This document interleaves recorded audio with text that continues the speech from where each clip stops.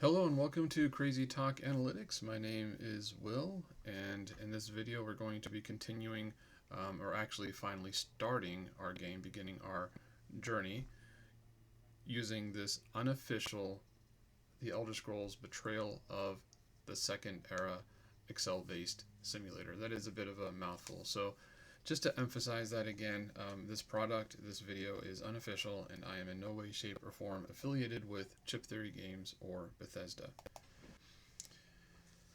I would also like to take a quick moment to say that if you've landed on this video not being too familiar with exactly what Chip Theory Games, The Elder Scrolls Betrayal of the Second Era is, then I do encourage you to take a look at their GameFound campaign page. Unfortunately, the campaign has ended, but there's a lot of great information there that probably does one of the better jobs out there of explaining what this game is. And then I also encourage that you check out their website as well and consider pre-ordering it. Now, back to the topic of disclaimers, and I'm going to try to keep this relatively brief. I think everybody here watching this can hopefully put one and one together to come to three, just like myself.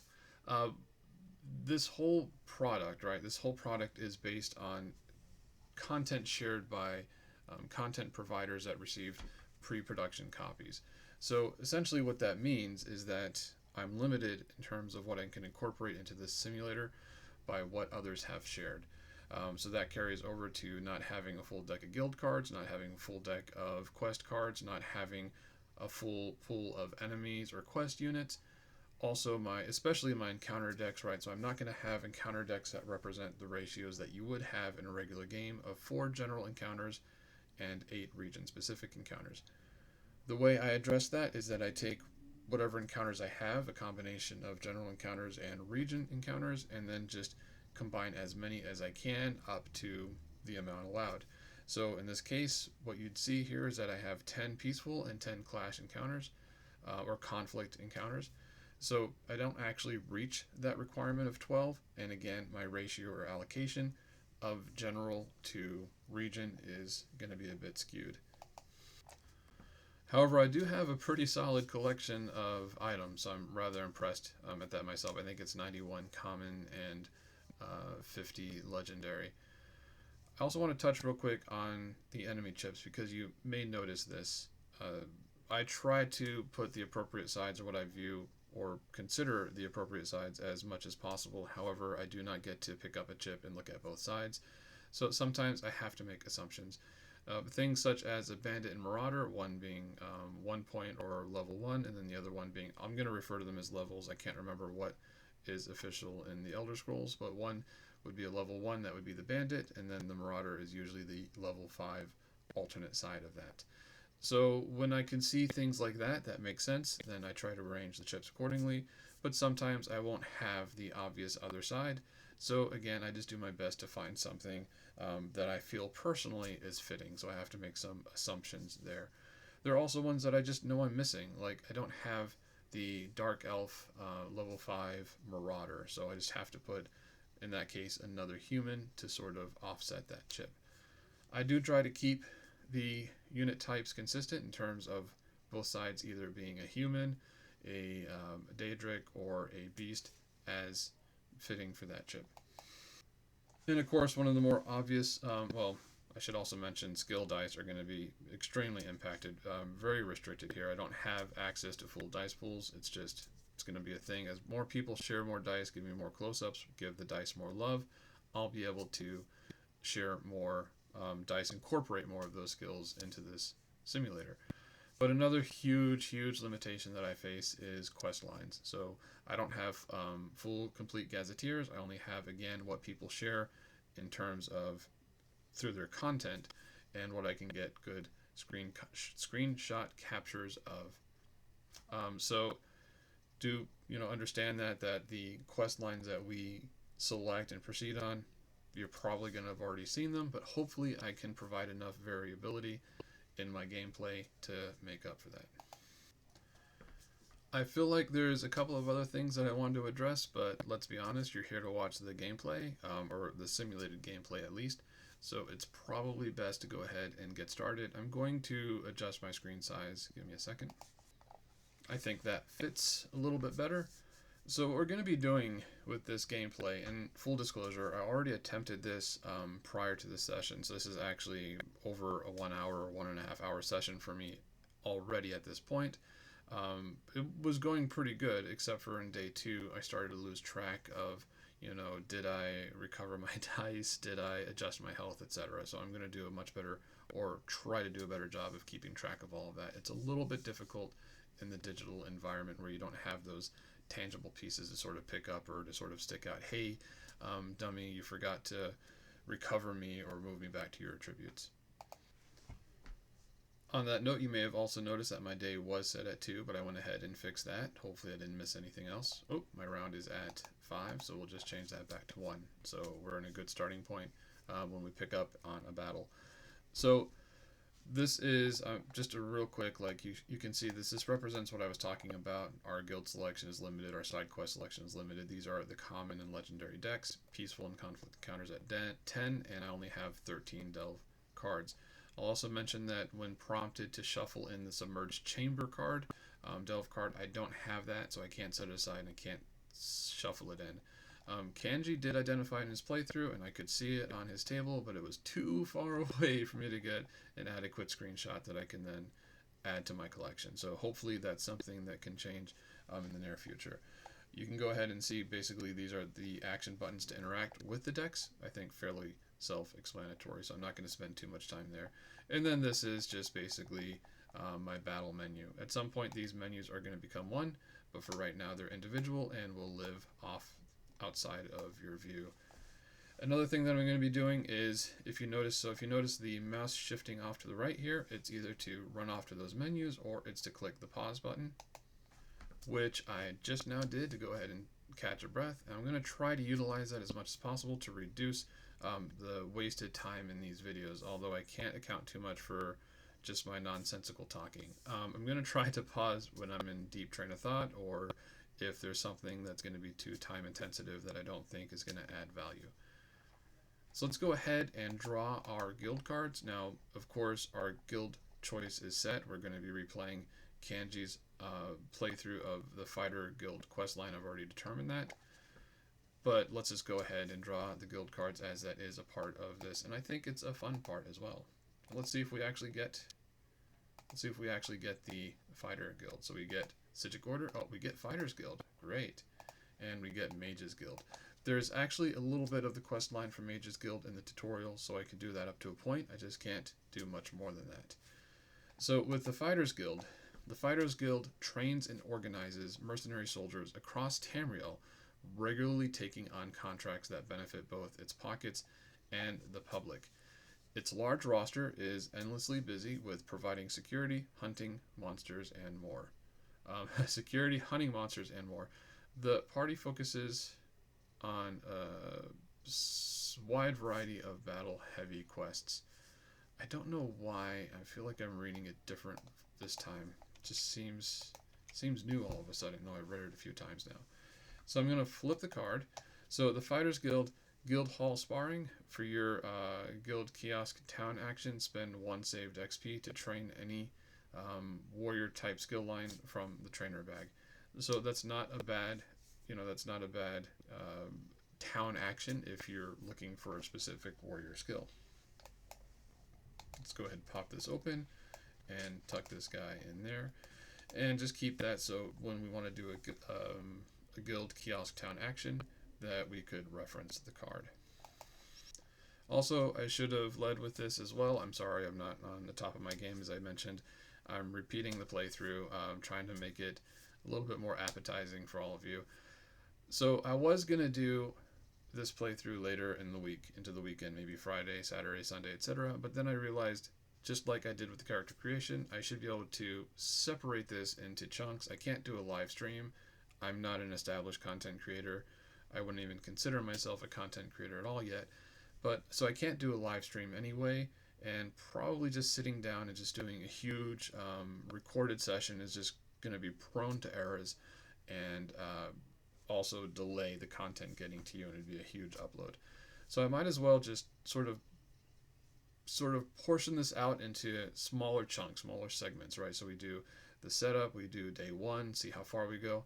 I'm probably going to wrap this one up at the town action and then see if today I can continue on to day 2, maybe later this evening or tomorrow. But that gives me a way to generate content more regularly, kind of tease this out, and then we can have discussions and continue the gameplay accordingly. Maybe something that I've done will start a conversation and affect the next session. Alright, so let's familiarize ourselves with the Overland Mechanics here. So Black Marsh, that's where we're at, that's our region. Known for its ever-changing and inhospitable weather, Black Marsh tests the planning and endurance of its travelers. At the start of the session, place a object, I believe it's object or objective token, in the sunny weather space on the Overland map. When triggering the Activate Province effect step, move that token to indicate the weather as dictated by the Overland icon drawn. During the Overland phase, consult the current weather condition as it affects your baseland Overland movement. I can read all of this, but basically the idea is that your base Overland movement is 3 by default, and then if the weather is sunny, it stays at 3. If it's rainy, so that's this section here I'm referring to, then it's reduced to 2. You can always move your Overland movement, your base movement, for whatever the weather condition is, and then you can, for free, and then you can move that amount again by incurring 1 light fatigue per additional hex moved. So, for example, if the weather is sunny, I can technically move up to 6 spaces, 6 hexes, 3 for free, and then up to 3 more at 1 light fatigue per hex. If it's rainy, I can move up to 4 hexes max, 2 for free, and then an extra 2 at the cost of 1 light fatigue per additional hex. If the weather is flooding, what this is saying is it's kind of the same as if it's rainy, except instead of incurring light fatigue for the additional movements, up to 4, you would be gaining over fatigue, which is more punishing because that's the one that deals you true damage at the start of your round in battle when you hit the over fatigue rounds. The way that the weather affects the NPC tokens, and there will be some, spoiler alert, in this quest line, is the NPC tokens move 4 hexes when it's sunny, 3 hexes when it's rainy, and then only 1 hex towards their destination when it's flooding.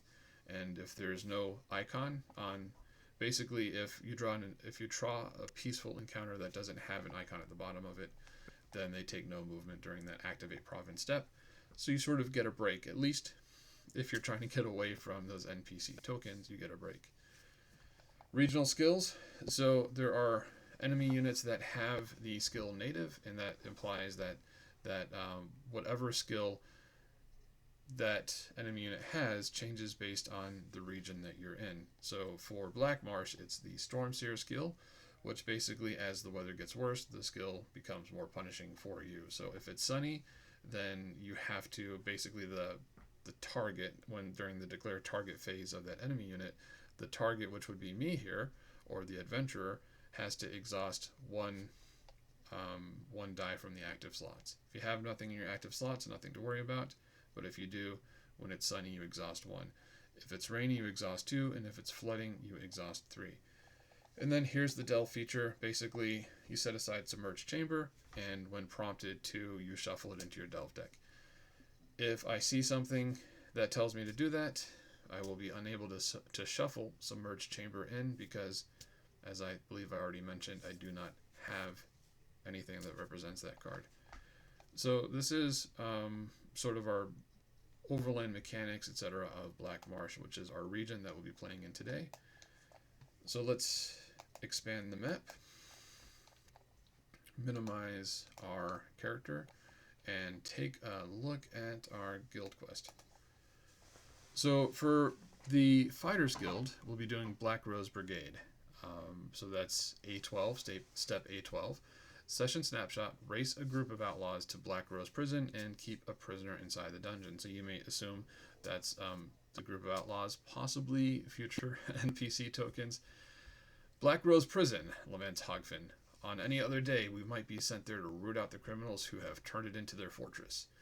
The Nord pauses, choosing his next words deliberately as an official representative of the Stormhold Fighters Guild. But today, there's an even greater threat held captive in their cells, and they have reason to believe a rescue attempt will be made. While the Black guards who run this old prison are no allies to the guild or to any self-respecting resident of Blackmarsh. Our contact tells us things will only get worse if Zarek escapes. I don't know if I changed character there. I apologize. They have sent an envoy who awaits your arrival in Alton Coromont. He should be able to fill you in on the details. So basically, we're going to be heading over to Alton Coromont to get more information. So our starting location is Stormhold. Special setup instructions set aside quest unit Zarek, which we've already done. I don't know if you noticed. And quest objective is to travel to Alton Coromont and complete a town encounter recommended by day 3.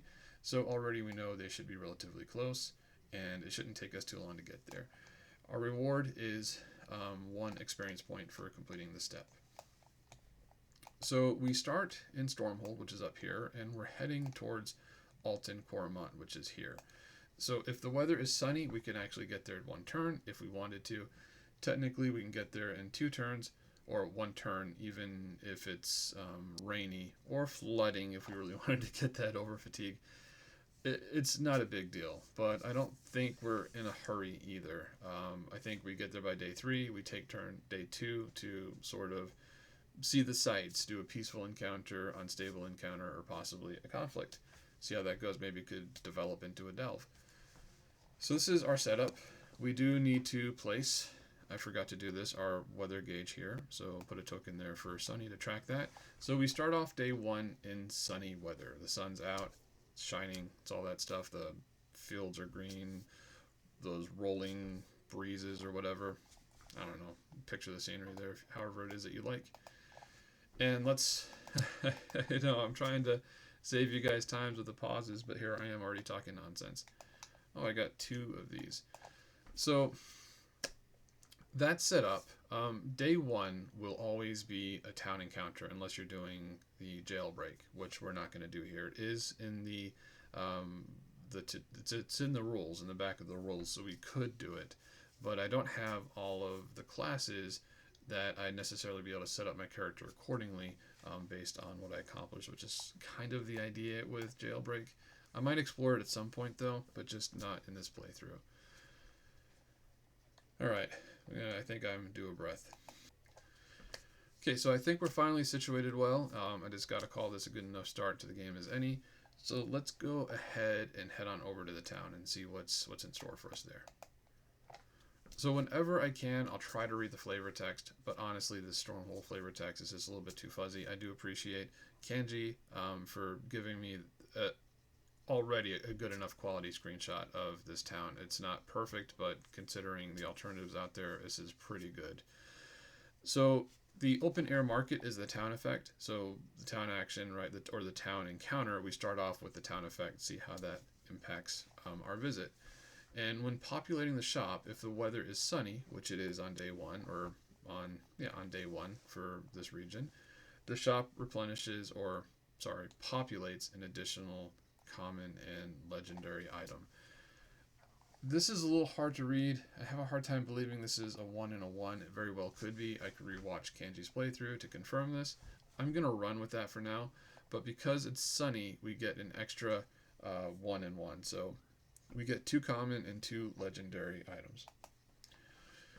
We also get 5 trainers, and our constellations are all 3 of them, warrior, mage, and thief.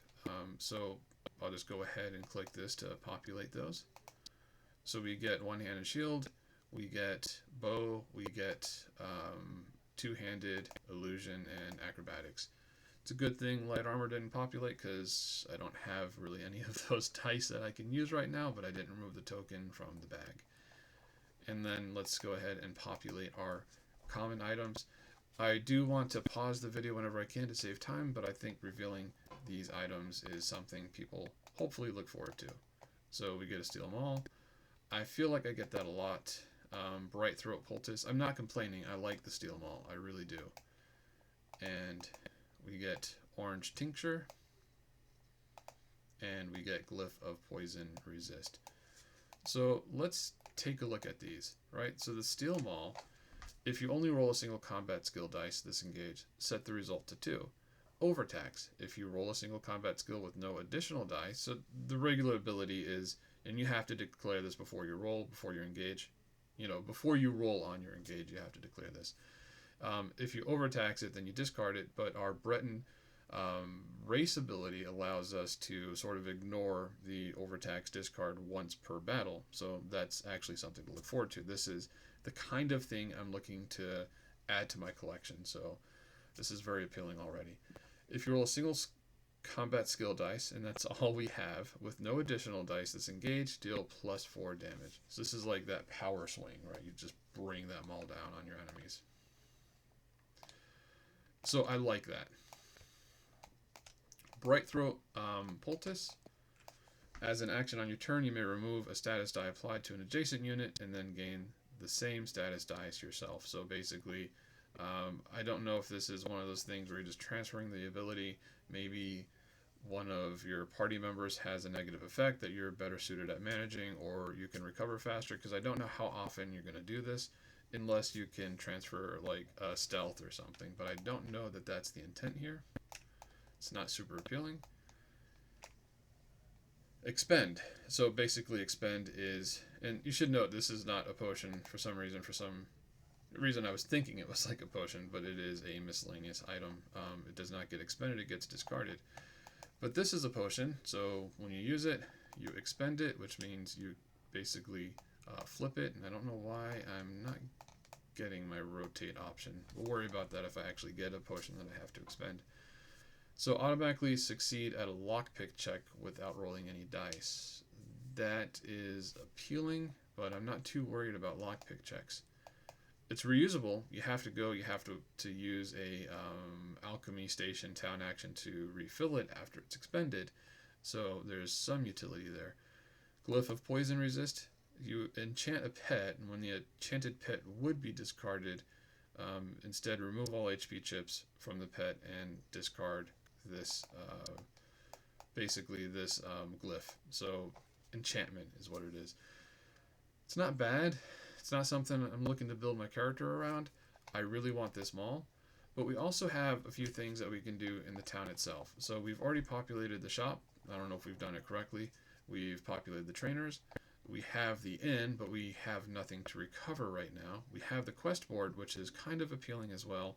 Guild kiosk will get me a warrior skill. And then we have the alchemy station I can't use. The town square action, you can do that once per visit. In this town square action, it is fuzzy reading, but I think my skill's at like a 7 or an 8, which isn't good enough for the flavor text up here. But I can tell you that this town square action is conduct a lockpick check of a 1-2-6, 2 attempts, and if it's successful, you get to draw a item from the legendary deck, or you can take any of the 1 items from the shop. And then I believe this is where I waver a bit, and then I get to perform another town action. Now I don't know if that other town action is only if you take an item from the shop. I'm going to interpret that as regardless, you get an item and another town action, which seems appropriate for sort of like the power of the town square and the risk that you're taking, in that if you fail this lockpick attempt, then you probably don't get anything.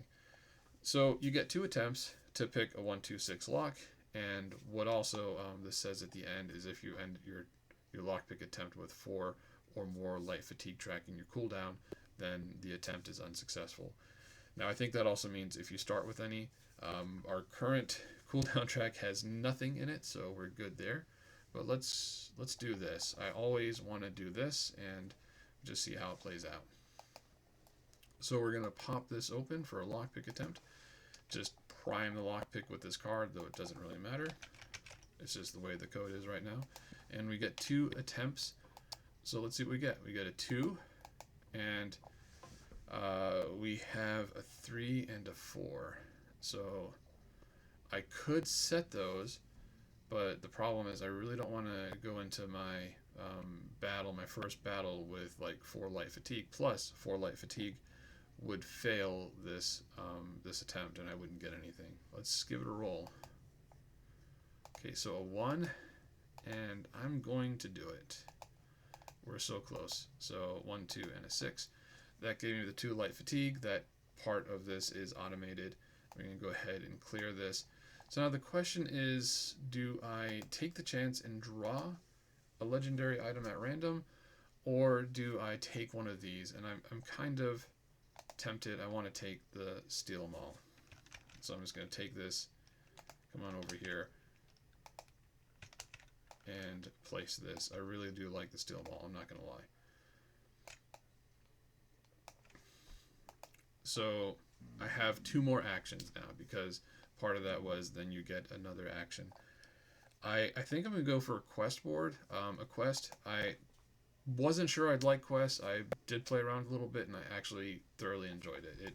It was quite a bit of fun, so I'm going to pull, we get 2 quest cards.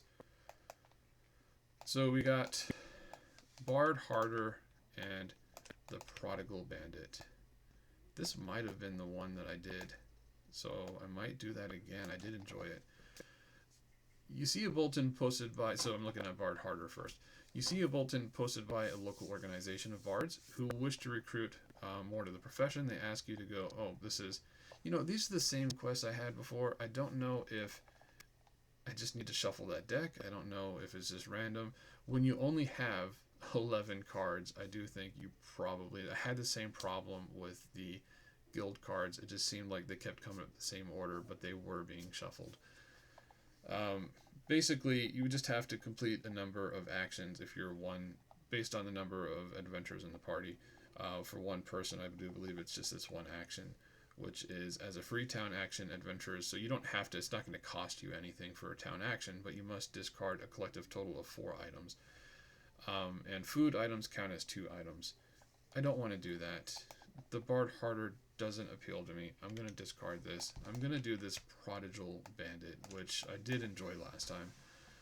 A concerned citizen requests help locating her sibling, who was last seen with a group of bandits. The war has been hard, and they're just looking for a place to belong, she says. The next time a bandit or marauder enemy is deployed during a battle, place a token. I don't have that token. I'll just use something else from my map tokens. On it, this is the missing sibling. When an adventurer ends their turn adjacent to the sibling, the party may make a social check of the party size +3. So for me, I would need 4. And essentially the way social checks work is you have to use tenacity to pass that check. So I would need 4 tenacity. If you have speech dice or something, then you could use those, but I do not have speech dice, and that's not an option here. So if the adjacent adventurer is the same race as the sibling, I'm a Breton, which means if it's a Breton, so if it's a Breton marauder or a Breton bandit, then reduce the difficulty of this check by 3. If successful, the sibling becomes a companion controlled by the party. If unsuccessful, or if the sibling is ever defeated, including before they join the party, they are discarded along with this quest. While in town, you may return the sibling to their family as a free town action to discard them and complete this quest. Adventurers gain a collective total of 2 bonus XP during that day's reward phase. The benefit of the 2 bonus XP, it still counts as XP, but it doesn't increase your XP for the game for your total party XP, which increases your enemy pool. If this side quest is discarded while the sibling is in battle, they become an enemy. So this is my second town action, but remember I do get 3 today. So we will open this up for side quests and just sort of park this in here for now.